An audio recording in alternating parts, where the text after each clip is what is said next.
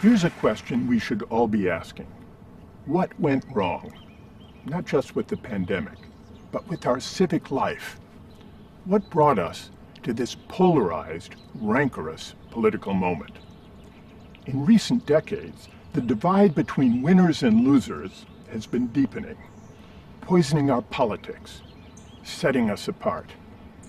This divide is partly about inequality, but it's also about the attitudes toward winning and losing that have come with it.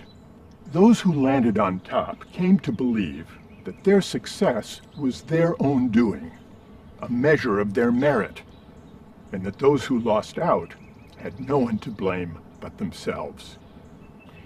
This way of thinking about success arises from a seemingly attractive principle. If everyone has an equal chance, the winners deserve their winnings. This is the heart of the meritocratic ideal. In practice, of course, we fall far short.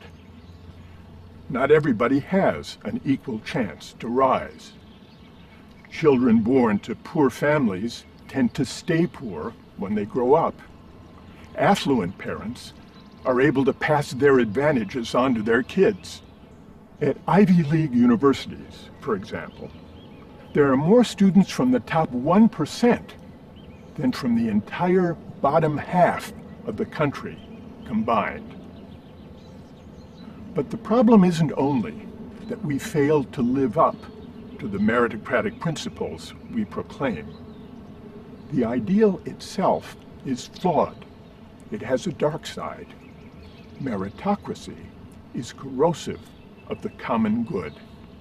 It leads to hubris among the winners and humiliation among those who lose out. It encourages the successful to inhale too deeply of their success, to forget the luck and good fortune that helped them on their way. And it leads them to look down on those less fortunate, less credentialed than themselves. This matters for politics. One of the most potent sources of the populist backlash is the sense among many working people that elites look down on them. It's a legitimate complaint. Even as globalization brought deepening inequality and stagnant wages, its proponents offered workers some bracing advice. If you want to compete and win in the global economy, go to college. What you earn depends on what you learn. You can make it if you try. These elites missed the insult implicit in this advice. If you don't go to college, if you don't flourish in the new economy, your failure is your fault. That's the implication. It's no wonder many working people turned against meritocratic elites. So what should we do? We need to rethink three aspects of our civic life: the role of college, the dignity of work, and the meaning of success. We should begin by rethinking the role of universities as arbiters of opportunity. For those of us who spend our days in the company of the credentialed, it's easy to forget a simple fact. Most people don't have a four-year college degree. In fact, nearly 2/3 of Americans don't. So it is folly to create an economy that makes a university diploma a necessary condition of dignified work and a decent life. Encouraging people to go to college is a good thing. Broadening access for those who can't afford it is even better. But this is not a solution to inequality.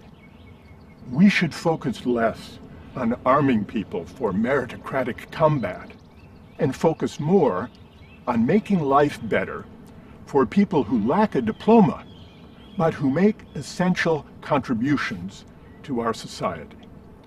We should renew the dignity of work and place it at the center of our politics. We should remember that work is not only about making a living, it's also about contributing to the common good and winning recognition for doing so. Robert F. Kennedy put it well half a century ago. Fellowship, community, shared patriotism. These essential values do not come from just buying and consuming goods together. They come from dignified employment at decent pay, the kind of employment that enables us to say, I helped to build this country. I am a participant in its great public ventures.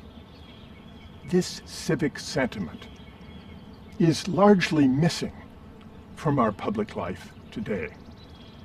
We often assume that the money people make is the measure of their contribution to the common good.